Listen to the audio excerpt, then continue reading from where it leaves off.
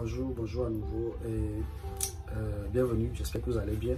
Moi en tout cas, je vais un peu bien à la veille du Thanksgiving qui est dans 2 jours. Mais j'ai un souci, c'est que je dois me coiffer. Mais je suis en train de réfléchir.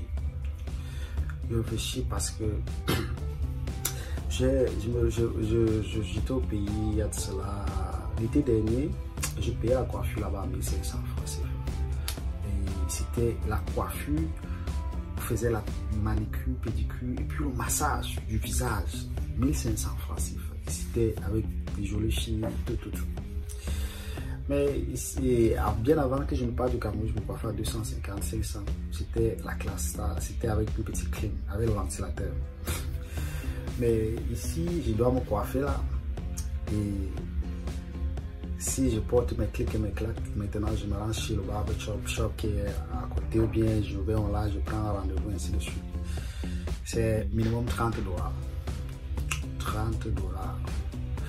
Environ 16 000 ou 17 000 francs CFA, juste pour que, comme vous voyez là, que ce n'est pas vraiment mauvais, c'est pas déjà très mauvais, et pour que quelqu'un essaie de fixer ça, 17 000 francs CFA.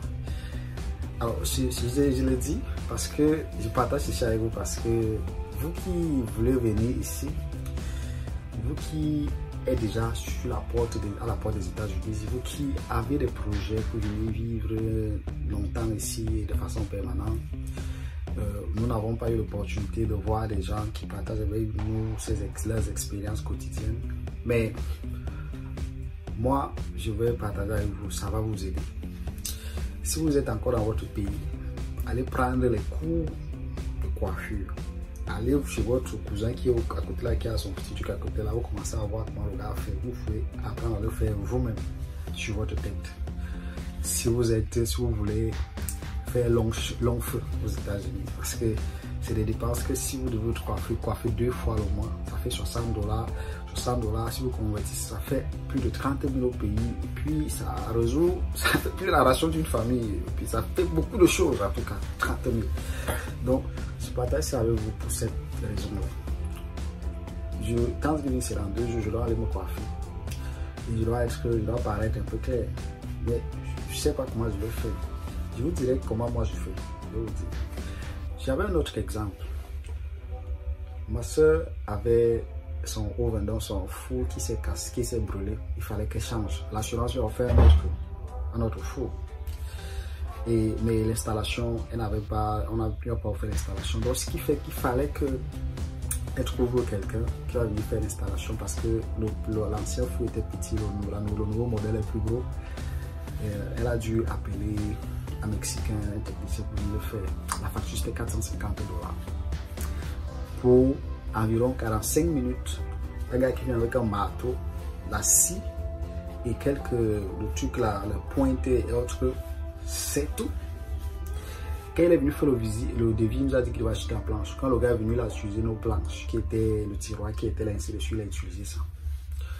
450 $. Je vous assure, quand j'ai oublié de filmer, j'allais partager avec ça avec vous. Quand j'ai assisté à cette scène, je me suis dit, quelque chose doit être fait. 450 $ pour 45 000 pour un gars qui vient vous appeler au quartier, au Cameroun, à Côte d'Ivoire, au Gabon, au Mali, au Sénégal. Vous appelez quelqu'un pour venir, vous-même vous le faites. Enfin, vous vous débrouillez. Le mot vient de sortir, la débrouillardise. C'est l'une des principales qualités des Américains. C'est-à-dire que ça s'impose même. Si vous achetez un appareil, si vous achetez un meuble, personne ne vient vous installer ça. Vous installez ça de vous-même. On vous donne la fiche, on vous donne les directions, comment vous devez les faire. Si vous voulez que quelqu'un le fasse pour vous, vous le payez. Et très cher. Donc, c'est pour dire que vous vous préparez, vous êtes à la porte des États-Unis, vous vous apprêtez à venir ici, intégrer, apprenez à vous débrouiller. Apprenez à vous débrouiller, et quand je dis dans tous les sens, apprenez à tout faire. Moi je suis arrivé, je ne préparais pas, je n'entrais pas à la cuisine même pour me servir quand j'étais au Cameroun. Ça veut dire que c'était un problème pour moi. J'avais une autre conception de ma personne pour me retrouver à la cuisine. Mais je vous assure, quand ce qui vient arriver dans quelques jours, je suis prêt. Je vais préparer, je vais participer, et je vous assure, je ne le fais pas parce que j'ai une pression quelconque. je le fais désormais avec plaisir, parce que c'est ça aussi l'Amérique. Quand les hommes vont à la cuisine, la plupart du temps d'ailleurs, c'est les hommes qui préparent. Et ce n'est pas une histoire de catégorisation ou bien de classement ou quoi que ce soit. C'est juste qu'il n'y a pas de certain boulot pour femmes, pour hommes. Tout le monde peut le faire. Donc depuis 3 ans que je suis là, je sais préparer désormais la sauce d'arachide, je sais faire l'hôtel qu'on va faire là, je sais faire le poisson, le poulet, tout ça je sais déjà faire. D'autres que je suis toujours en train de me perfectionner. Donc apprenez à vous débrouiller, vous coiffer les femmes, apprenez à vous placer devant le miroir, vous arrêtez vos cheveux très vite fait là pour que vous soyez présentable. Les hommes, il y a les rasoirs, il y a les tondeuses. Ce qui est la bonne chose, c'est qu'elles sont moins chères. Les tondeuses sont moins chères. Vous pouvez vous prendre une tondeuse. Moi, ce que je fais, c'est que je vais me coiffer une fois chez un barbershop et puis donc pour tracer autre. Mais entre le petit moment et la prochaine fois, j'utilisais la tondeuse à la maison où je fixais les petits coins là pour que je reste toujours frais. Quand ça devient un peu grave ici en haut, comme je l'estime actuellement, je suis obligé de repartir pour qu'il fixe ici dessus. Et en tout temps, parfois, peut-être je vais atteindre le niveau où je n'aurai plus besoin de lui, où je vais tout faire moi seul. Donc, pour vous dire la débrouillardise. Sinon, vous allez dépenser d'énormes sommes d'argent que vous pouvez utiliser pour d'autres fins.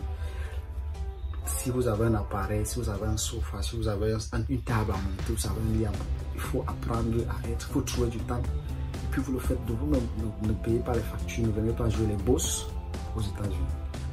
Soyez simple, jetez-vous à l'eau parce qu'eux, ils n'en sont pas. Vous voyez en Amérique, une femme américaine, elle a son truck, elle a son ce qu'on appelle pick-up en Afrique, elle a elle a sa maison, elle vit seule, elle a tout le matériel, elle a la machine, le lawnmower qui tombe le gazon, elle a le blower qui pousse les feuilles, elle a la scie, la tronçonneuse, elle a tout le box tools, donc elle a tout le toolbox, elle a tout ce qu'il faut là-dedans. Dès qu'il y a une situation qui se présente, elle se pointe, vous allez la voir personne que de tailler, couper une branche d'arbre avec sa tondeuse, vous allez la voir en train de faire ci, c'est là.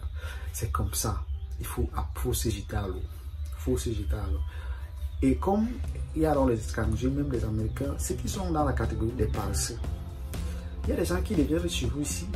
Là, comme le monsieur qui est venu l'autre jour, 45 minutes, 450 $, imaginez qu'il rencontre comme ça 10 par semaine, disons pas par jour, 10 par semaine. 4500 $, il prend le cash, parce que les Mexicains, ils prennent le cash. Donc le gars, 4500 $ la semaine.